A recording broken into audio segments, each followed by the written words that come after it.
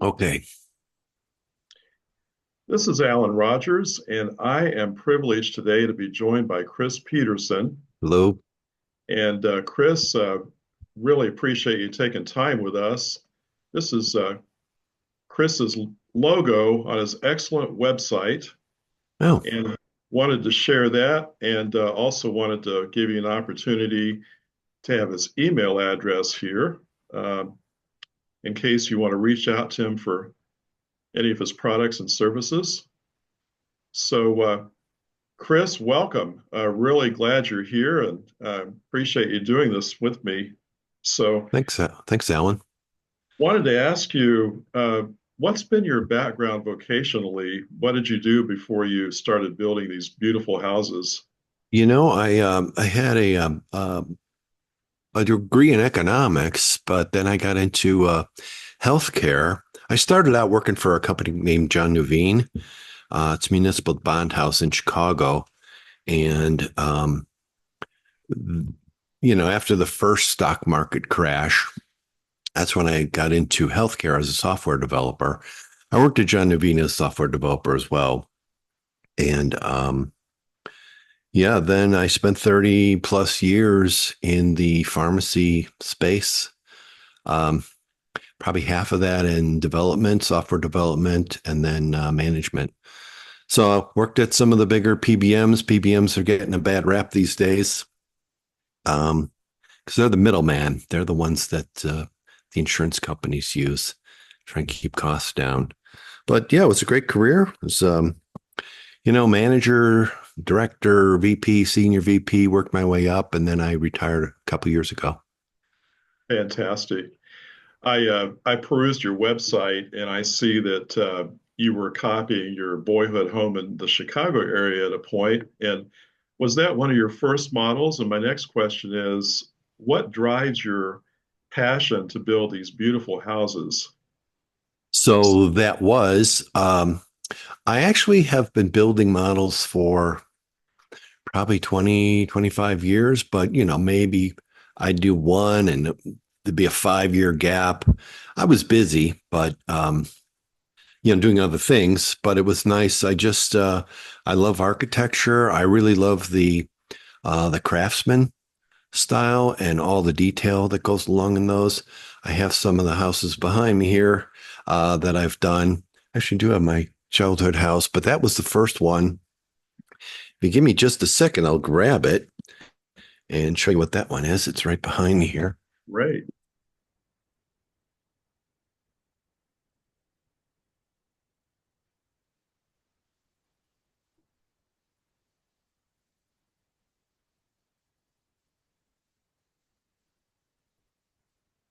Okay. So this Yeah. was the first model I made. Um, Really using this is a 1/4 inch scale. So I grew up in this house and I built it the way I remember it, right? So it doesn't look like this anymore. It's the whole back end was redone and it was neat. This is where I kind of discovered a laser. I found somebody that close by that it was a company that had a laser and asked them how do I get things cut? They gave me some information on that. And so that was the first model I did. And then I built a fairly sizable model of another friend's house. It's back here. Let's see. It's that big one up on top. Oh, those are beautiful, all of them. And then so I was just building these for myself. I like it. I like the challenge. And being a software developer, I really got into the weeds on how you do something, but I always kept the big picture in mind. What's a big project? What's the point of this project? And how do you do that? And so that's kind of my approach to building models. I want to make sure that a model looks great from across the room and looks really good when you get up close. So um, there's a lot of detail that maybe you can't see from across the room, but as you go nose to nose with the model, you can really see some of the detail you pour into these things. Mhm. And So then were you using a CAD program to build your very first model of some sort when you got your laser engraver, I assume? no, I actually would draw things out. I would kind of estimate the measurements. I really I a lot of times I don't know how large a house is, but I can make some assumptions. You know, if it's a 36-inch wide front door, take that photo, you know, do some draw. I would typically start out doing drawings, and then I use Corel Draw, which is a simple program for, you know, making circles and squares, and really that's what most of the walls are. So I do all the windows. You can make the walls, get that etched. You know, I can etch the wood to put details in there and then cut the wood. The laser's nice because you can, you know, make a color red. Let's say you have a, you know, a black square, another little black square for the cutout of the window. And then if you want to etch something in, maybe you want to etch bricks, you can put that in, tell Corel, okay, this is red. And then when you export that into the laser, you simply tell the laser, um, cut the red lines at, you know, 6% power and cut everything else at a higher power that'll cut through. So it'll etch everything that's in red and cut through everything that's in black. So that's probably the greatest tool. That is the greatest tool I use. I mean, I don't do a lot of sanding. I don't do a lot of, you know, I try not to do a lot of extra cutting by hand. And the laser cuts with the thickness of a human hair, so you can get really accurate, nice squares and perfect circles and things like that. Sure. Yeah, that kind of answers the question I was going to ask you about which tools you use. So are there any others you can think of? So these days, my process, if someone sends me a house, it's great if I got a set of blueprints. That would be ideal. You typically don't get that. But if I have someone that says, "Can you build grandma's house?" Perhaps they can walk around and take some measurements, take photos of the front, back, sides. You know, if there's a deck, stairs. I asked them to take photographs of some of the details that I can replicate. But if I can't see it, I can't recreate that. Then I was having trouble with some of the roof panels and trying to make those come together at the proper pitch and have everything fit correctly. And about 5 years ago, I discovered a company called Chief Architect, and I was able to uh, get a software package by them. It was Home Designer. It was not something the architects used, which cost thousands of dollars. This was just hundreds of dollars. And they had a neat feature in there where you can, after you design the house, you know, it's fairly simple. It's really floor plan design. You know, just start making the walls. Maybe this is a gable wall, and I'll put a gable on there, and you tweak that a little bit, but it sticks to the architectural standards for building an actual house. And then this feature they had, you can say print a model.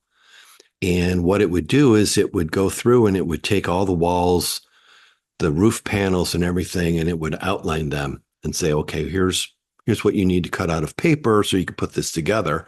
Well, I was taking those, and like I said, I mainly used that for the roof panels because that was the hardest part. And then I just started using that overall to do everything. But really, what I do is I just do the general design of the house. Oh, it may not have a porch or stairs or railings or any of the details that I put on later. It's really just to get an accurate depiction of what that structure looks like. So again, if you see it from across the room, it looks great. And I can put all those roof panels together and they come together perfectly. Because if you look at a roof, say straight down and you see the lines, well, if you were to cut those out and try and glue those together, you'd have these huge gaps and they wouldn't fit because you're looking at a flat plane. And after you know, start moving those up, they don't come together. So that's always been a difficulty with working on things that if I can't put the model together in this software for whatever reason, I have to do that by hand and it just takes that much longer. Back when I started in the early 90s, I had no computer. I had a landline telephone, no cell phone. And we have a local museum with a lot of historic buildings on the property. And I went out there with my quarter-inch graph paper and hand drew most of them. And I've still got that in my collection. And now, if I want to, I use actually Adobe Illustrator for my stuff. And if I just want to import one of those, I scan it and place it and trace around it. And I've got all the measurements now, but I've got Mhm. a whole book full of stuff like that.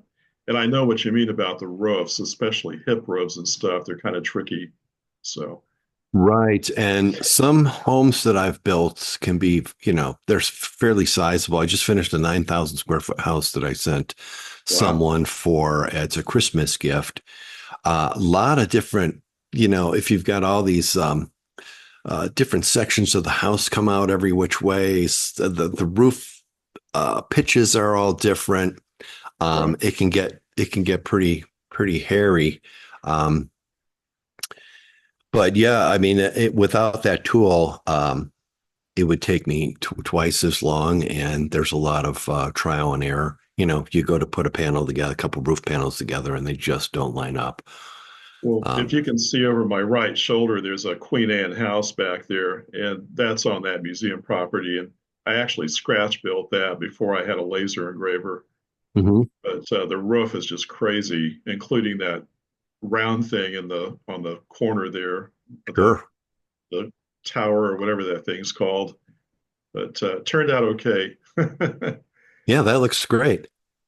Yeah, I forgot what I was going to say, but oh, I know what I was going to say. So that software company, so I got that software in 2018. Um, and then I maybe a few years later, maybe 2021, I asked for an upgrade. So I paid for an upgrade and they no longer had that print model feature. I'm like, oh my gosh, because a lot of people have asked me, hey, how do you build this? How do you do that? Why use this software? But you can't get that software anymore. And I actually asked them, I said, hey, would you be willing to, you know, sell me some versions, some 2018 versions? No, we don't support that. We don't sell it. And everything's online now. So instead of getting a CD and putting it in your computer, you gotta, get the subscription and it's, thousands and thousands of dollars to use their software now. So I'm kind of stuck on an older computer with that software. So I really need to learn something else um, to figure out how I do these because eventually it's just going to be so old technology it won't work anymore. Well, I'll share with you some other time something a friend of mine in Georgia told me. She's a real software guru, and there's some softwares now, some of which are free, but I know exactly what you're talking about. My laser engraver runs on a 32-bit computer, and my version of Adobe Illustrator has to be an older version for 32 bits. So I'm also nervous. Am I going to get a notice one day that it's no longer supported? Right. Which would Right. be bad, you know? Yeah, I know a lot of people use SketchUp, Uh-huh. which I just haven't had the time to sit down and really work with it. It's a little bit different than what I'm using now. I have to think in 3D using Corel, but SketchUp does that for you, and kind of haven't made that switch over yet. I think she mentioned SketchUp as one of the softwares. Well, let me ask you, moving on, are there any models that you built for famous people that you'd want to share about? There, there are actually growing up in Park Ridge, which is a suburb of Chicago.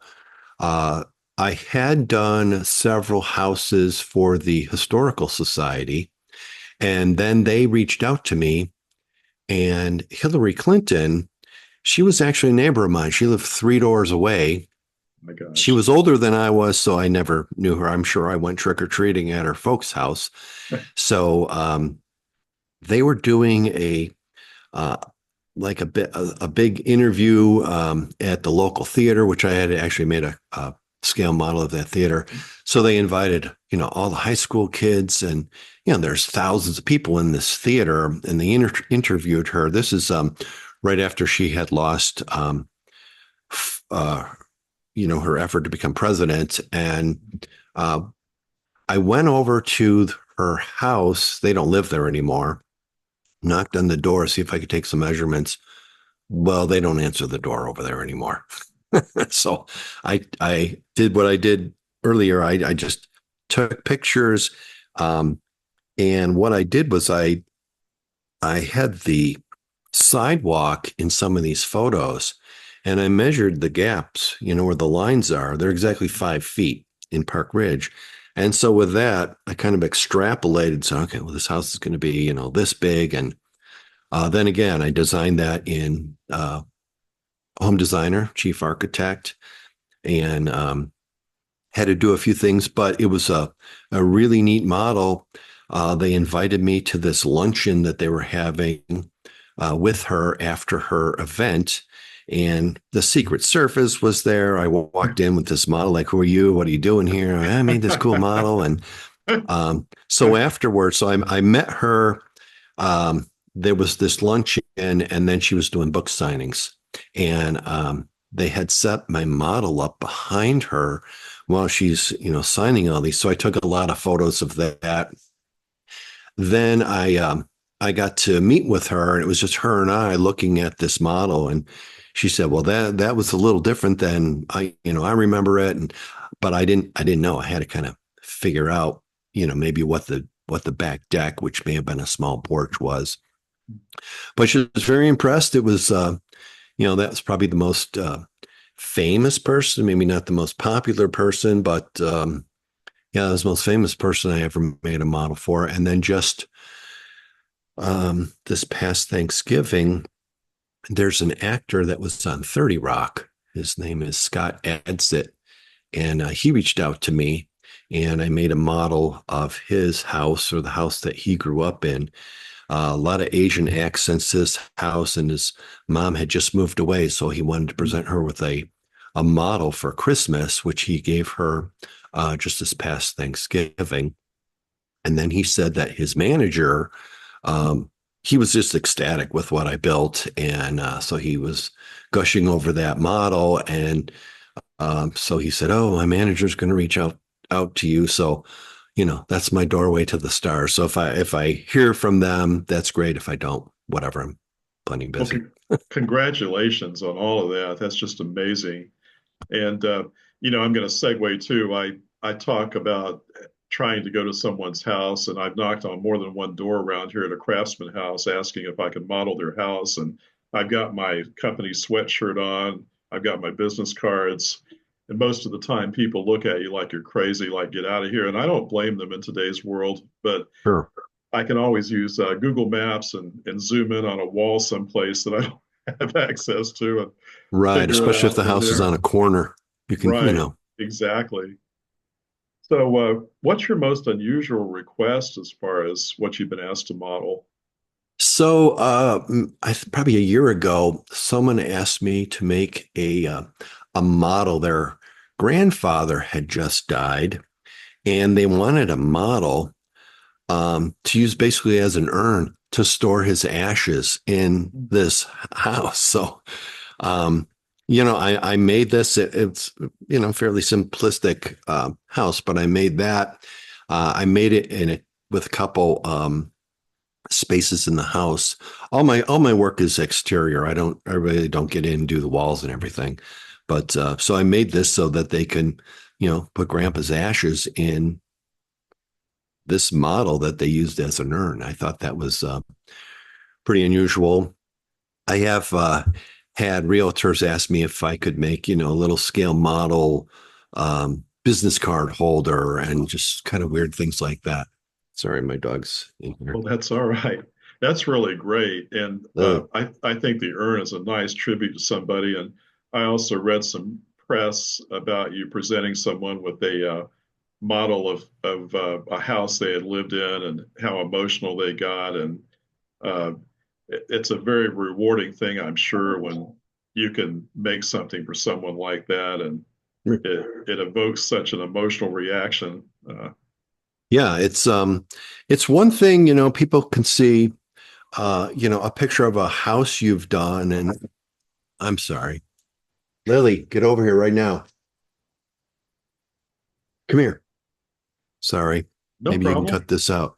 No, I've Come here. Come here. I've got pets too. I actually I don't let my cats in here because they're going to destroy the model railroad if I do. But Yeah, she's eaten a couple things of mine in the past that were on the floor. But that's the I way was it saying, goes. someone sees a picture of a house. Come here. And like this model I made of my house, yeah, that's a cool model, but it doesn't mean anything to them. It's just Mhm. a neat model. But if I make a model of someone's house, I try and be as accurate as possible, put a lot of those details in there that really makes that house that house. And when they see it, they're just, they're really taken back and astounded by it. So it does make a difference. And, that helps justify the cost and the time it takes to make these things. I can spend 4 to 6 weeks on average building a house with all the design. It's probably 60% of my effort is building that house virtually, exporting all the files, and then cutting the wood. But building a house, painting it, doing that, that goes pretty fast after you've done all that upfront work. So, if I say, hey, it might cost you, $1,200, $1,500 to the house. I think people think well, gee, I can go to the hardware or the hobby shop and, buy a model for $40. Yeah, but it's not your house. I mean, every single one of those windows I have to make, it's all 100% custom to you. And if you don't want it, I'm not going to build it. And so I started out, I would ask for a 50% deposit before I get started. So somebody had some Mhm. skin in the game. And even at that, I had several people halfway through said, I don't want it now, or they didn't have the money to pay. They had the money to get it started.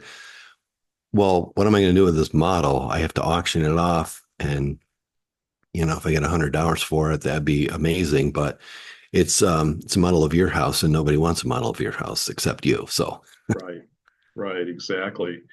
Well, we have just a few minutes left. Is there anything you just want to share off the top of your head that I haven't asked you about?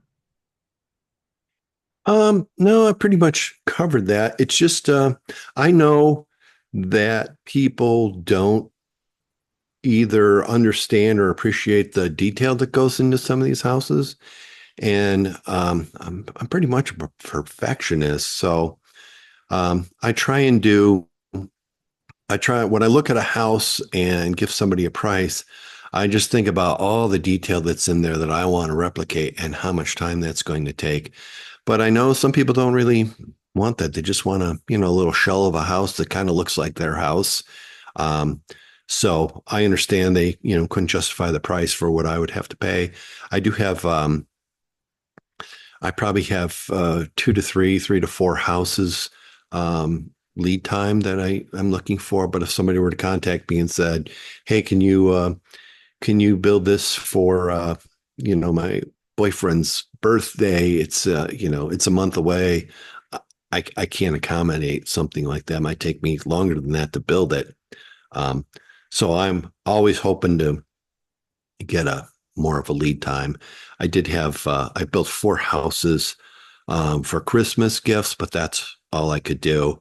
Somebody wanted a huge hotel um, that's on the East Coast that would take me probably 3 months to make. And, they gave me a month. Hey, can you build this for Christmas?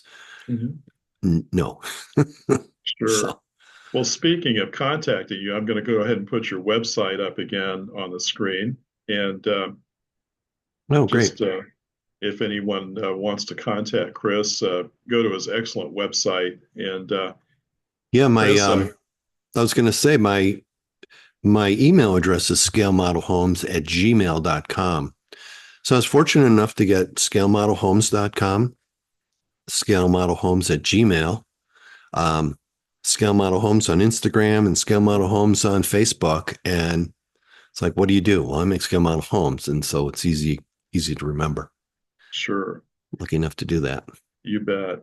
Well, I really appreciate your time today. This means so much. And, you know, I look forward to conversing with you some other time and maybe talking about collaborating on a few things. So, Very uh, good. Well, thanks for your time, Alan. I appreciate it. my pleasure. Thank you so much. And I hope you have a happy holiday and a Merry Christmas. Thank you. You too. All right.